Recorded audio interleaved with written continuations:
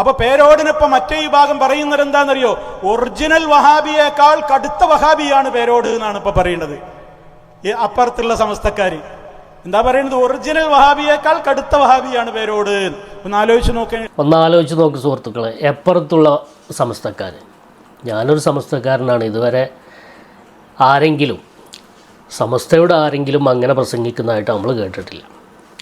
സംഘടനാപരമായിട്ട് നമുക്കൊരുപാട് അഭിപ്രായ വ്യത്യാസങ്ങളും കാര്യങ്ങളൊക്കെ ഉണ്ട്. പക്ഷേ മഹാനായ സയ്യിദ് ജിഫ്രി മുത്തുക്കോയ തങ്ങൾ പറഞ്ഞത് സുന്നികളുടെ കാര്യം വരുമ്പോൾ ഞങ്ങൾ സുന്നികളൊക്കെ ഒറ്റക്കെട്ടാണ് എന്നാണ്. ഒരിക്കലും ഇയാൾ പറഞ്ഞതുപോലെയുള്ള കളവ്, പച്ചക്കളവ് കർണാടകയിൽ പോയിട്ട് പറയുമ്പോൾ ഇയാളെ വിചാരം കേരളത്തിലുള്ള ആളുകൾ ഇതൊന്നും അറിയില്ല എന്നാണ്. കളവ് കൂട്ടിയിട്ടല്ലാതെ പ്രചാരം നേടാൻ സാധിക്കാത്ത ഒരു പ്രസ്ഥാനം, ഇതാണ് മുജാഹിദ് പ്രസ്ഥാനം. അതിൻ്റെ ഇന്നത്തെ അവസ്ഥയാണിത്. കളവ് കൂട്ടിയിട്ട് സകലം പ്രചരിപ്പിക്കാം. എന്നാൽ ഈ പറയുന്ന ആളാരാണ്? ഈ പറയുന്ന ആളാരാണ്? അതാണ് നമ്മൾ ആലോചിക്കേണ്ടത്. ഇനിയിപ്പോൾ പേരോട് അബ്ദുറഹ്മാൻ സഖാഫി ഉസ്താദിനെ വഹാബി എന്ന് പറഞ്ഞു എന്ന് വെക്കാം. എന്നാൽ വഹാബി എന്നല്ലേ പറഞ്ഞോളൂ. നിങ്ങളെക്കുറിച്ച് ആ മർക്കസുദ്ദാവ വിഭാഗവും KNM വിഭാഗവും ഒക്കെ പറയണത് എന്താണ്? നിങ്ങൾ ഇസ്ലാമിൽ തന്നെ ഇല്ലാതാണ്. പേരോട് അബ്ദുറഹ്മാൻ സഖാഫിയെക്കുറിച്ച് വഹാബി എന്ന് പറഞ്ഞിട്ടുണ്ടെങ്കിൽ അങ്ങനെ ഒരു സംഭവം ഇല്ല. ഉണ്ടെങ്കിൽ തന്നെ അതൊക്കെ എത്രയോ ചെറുതാണ് മൗലവി. അപ്പോൾ അവനാൻ്റെ കാലിലാണ് വലിയ മന്തുള്ളത്. അത് മനസ്സിലാക്കണം ആദ്യം. നിങ്ങളെക്കുറിച്ചിട്ട് നിങ്ങൾ ഇസ്ലാമിൽ തന്നെയുള്ള മുശ്രിക്കുകളും ജിന്ന് ആരാധകരും ജിന്നിന് ആരാധന ചെയ്യുന്ന, ജിന്നിനോട് പ്രാർത്ഥിക്കുന്ന, നിങ്ങളുടെ ഭാഷയിൽ പറഞ്ഞാൽ ജിന്നിനോട് പ്രാർത്ഥിക്കുന്ന ആളുകളാണ് നിങ്ങൾ. അതുകൊണ്ട് നിങ്ങൾ ഇസ്ലാമിന് പുറത്താണ്, നിങ്ങൾ മുശ്രിക്കുകളാണ് എന്നാണ് മറുവിഭാഗം വിശ്വസിക്കുന്നത്. നമ്മൾ വെറുതെ പറയുന്നതാണോ? നിങ്ങളൊന്ന് കേട്ട് നോക്ക്. ബാലുശ്ശേരി പ്രസംഗിച്ചു. ബാലുശ്ശേരി എന്ന് പറഞ്ഞാൽ ഈ ജിന്ന് മുജാഹിദിന്റെ ആളാണ്. അദ്ദേഹം എന്താ പറഞ്ഞത്? KNM കാഫിറാക്കി. എന്നിട്ട് ഞാൻ നെട്ടിപ്പോയി എന്നാ മൂപ്പര് പറഞ്ഞു. ആ നെട്ടലെന്ന് കേട്ടോളി. ഞാനിപ്പോ കഴിഞ്ഞ ദിവസം പ്രിയപ്പെട്ടവർ, എനിക്ക് 2 ഞെട്ടലുകൾ ഉണ്ടായി. 2 ഞെട്ടലിട്ടോ? കഴിഞ്ഞ ആഴ്ച മുമ്പ് 2 വട്ടം ഞെട്ടി. ഏതൊക്കെയാണ് 2 വട്ടം ഞെട്ടല്? കേട്ടോളി. എന്റെ ഫോണിൽ കിടക്കണ്ട ആ വോയിസ്. ഞാൻ പലതവണ സലാം പറഞ്ഞിട്ട് ഈ KNM-മാരെ സലാം അടക്കണില്ല. ഞങ്ങളിപ്പോ തെത്താ കാട്ടുന്നു. KNM-മാരോട് ഇയാള് പോയി സലാം പറഞ്ഞിട്ട് KNM-മാർ സലാം അടക്കണില്ല. KNM-ന് പുതിയൊരു വ്യാഖ്യാനം. ഇന്നലത്തെ ഇയാളെ പ്രസംഗം ഞാൻ കേട്ടു. KNM എന്ന് പറഞ്ഞാൽ കേരള നുണയൻ മുജാഹിദ്. ഇന്നലെ ഇയാളൊരു പ്രസംഗത്തെ ഒരു നിർവചനം പറഞ്ഞിട്ടുണ്ട്. ആയിക്കോട്ടെ. അപ്പൊ KNM-മാർ ഇയാള് സലാം പറഞ്ഞിട്ട് മടക്കണില്ല. എന്താ കാരണം എന്ന് അറിയങ്ങള് അത് ഇയാൾ തന്നെ പറയട്ടെ. സലാം മടക്കാതിരുന്നപ്പോ അവൻ എനിക്കൊരു വോയിസ് അയച്ചു.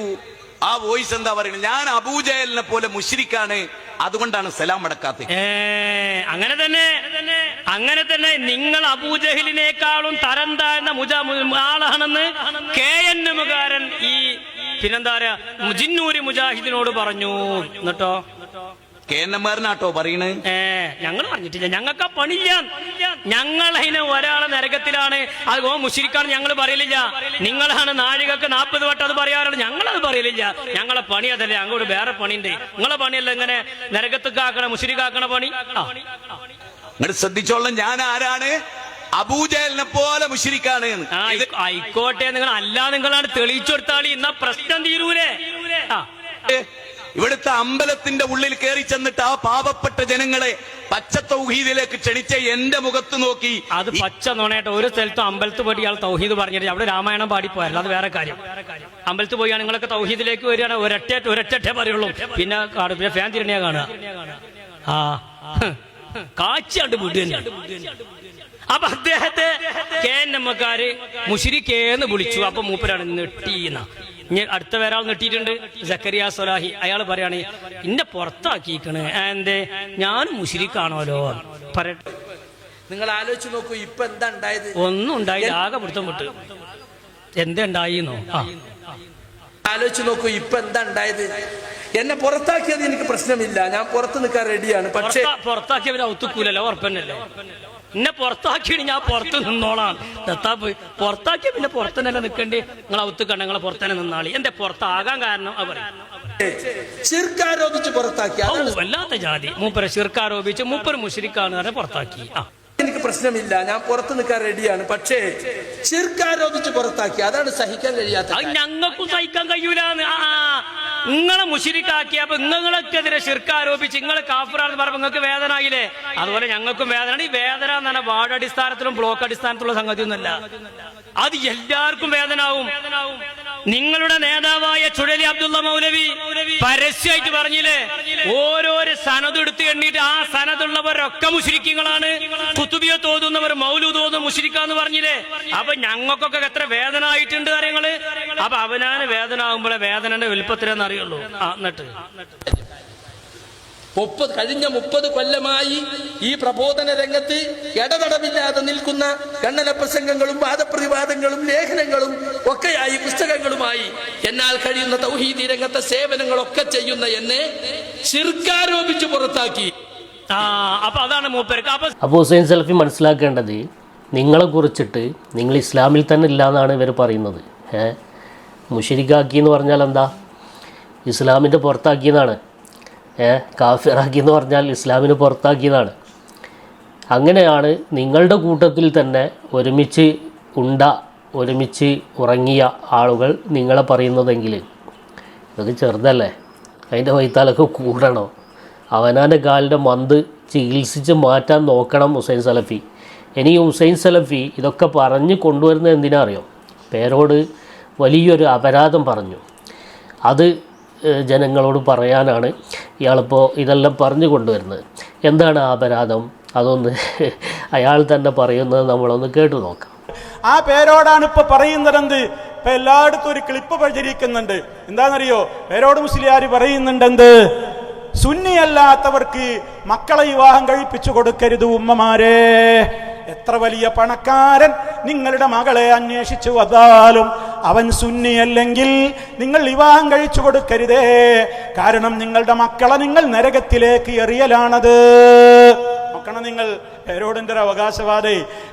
അപ്പോൾ ഇതിനാണ് ഇപ്പോൾ മൂപ്പരത് ആ കളവെല്ലാം പറഞ്ഞ് ഉരുട്ടിക്കൊണ്ടുവന്നത്. എന്തിന്? സുന്നികളായ ആളുകളെ മുജാഹിദുകൾക്ക് വിവാഹം കഴിച്ചു കൊടുക്കാൻ പാടില്ല എന്നുള്ളത് പേരോട് പറഞ്ഞു എന്നാണ് ഇയാൾ പറയുന്നത്. വലിയൊരു അപരാധമായിട്ട്, വലിയൊരു സങ്കടമായിട്ട് ഇയാൾ അവതരിപ്പിക്കുക. ഓ ചെങ്ങൈമാരെ, നിങ്ങൾ സുന്നികളെക്കുറിച്ച് മുശ്രിക്കുകളാണ്, ഇസ്ലാമിന് പുറത്തുള്ളവരാണ് എന്നല്ലേ വിശ്വസിക്കുന്നത്? പിന്നെ ആ സുന്നികളെ ഞങ്ങൾക്ക് കല്യാണം കഴിച്ചു തരുന്നില്ല എന്ന് പറഞ്ഞ് നിലവിളിക്കുന്നതിൽ അർത്ഥമാണുള്ളത്? ഒരു മാന്യമായ ഭാഷയിൽ, ഏറ്റവും ചുരുങ്ങിയ ഭാഷയിൽ പറഞ്ഞ ഉളുപ്പുണ്ട് നിങ്ങൾക്ക്?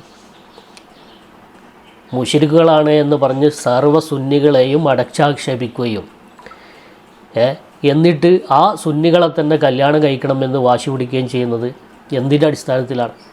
മുഹമ്മദ് ബിൻ അബ്ദുൽ വഹാബ് എന്ന് പറയുന്ന ഒരു ചങ്ങാതി, അയാൾ സൗദി എന്ന് പറയുന്ന ഒരു രാജ്യം പിടിച്ചെടുക്കാൻ വേണ്ടിയിട്ട് ഉണ്ടാക്കിയ ഒരു പ്രത്യയശാസ്ത്രമാണ് വഹാബിസം.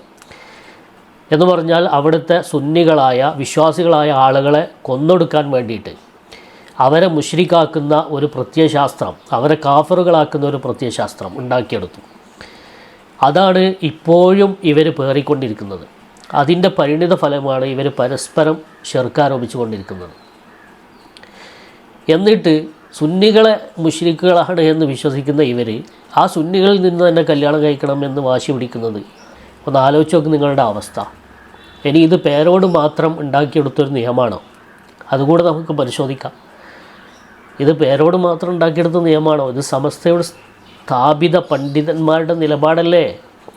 1983 കാലത്ത് വന്ന ഒരു ചോദ്യത്തിന് സമസ്തയുടെ സമുന്നതരായ പണ്ഡിതന്മാർ നൽകിയിരുന്ന മറുപടി ഇങ്ങനെ വായിക്കാം. അതിൻ്റെ രേഖയും ഞാനിവിടെ വീഡിയോയിൽ സൈഡിൽ കാണിക്കുന്നുണ്ട്. മാന്യരെ, നിങ്ങളുടെ ഒരു ചോദ്യത്തിന് 9/8/1983 ചേർന്ന ഫത്വ കമ്മിറ്റിയിൽ നിന്നുള്ള മറുപടി: മുജാഹിദ് ജമാഅത്തെ ഇസ്ലാമി നടത്തുന്ന നിക്കാഹ് സുന്നി കാളിക്ക് പങ്കെടുക്കാനോ കാർമ്മികത്വം വഹിക്കാനോ പാടില്ല.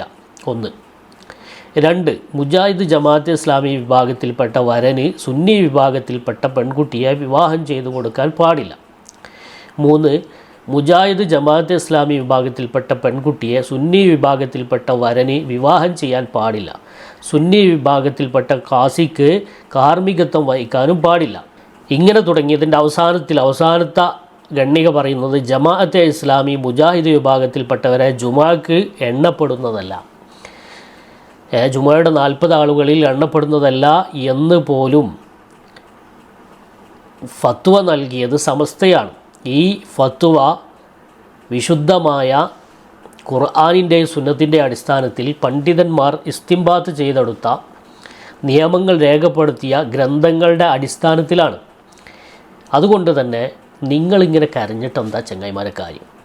നിങ്ങൾ ആദ്യം നിങ്ങളുടെ കൂട്ടത്തിൽ നിന്ന് തന്നെ ഒന്ന് മുസ്ലിമാകാൻ നോക്ക്. നിങ്ങളുടെ കൂട്ടത്തിൽപ്പെട്ട ആളുകൾക്ക് തന്നെ നിങ്ങൾ മുസ്ലിമല്ലാന്ന്. അപ്പോൾ നിങ്ങൾ അതിൻ്റെ ഉള്ളിൽ ഒന്ന് മുസ്ലിമാകാൻ നോക്ക്.